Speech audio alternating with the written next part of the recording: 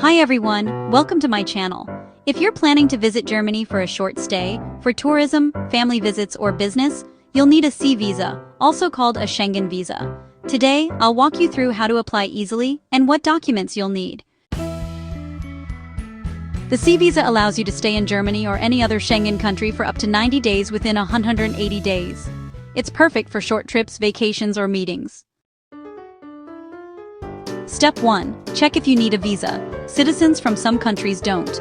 Step 2. Fill out the Schengen visa form online, via the German Embassy or VFS Global website. Step 3. Book an appointment for your visa submission. Step 4.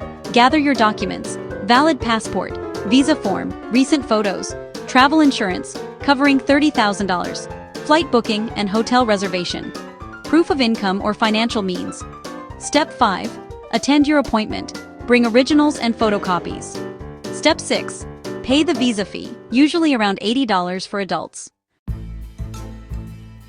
It usually takes about 15 days for the embassy to process your application, but it's best to apply at least 3 to 4 weeks in advance. And that's it! You're ready to travel to Germany. Don't forget to subscribe if you'd like to learn about other visa types, student visas, or tips for interviews. See you in the next video.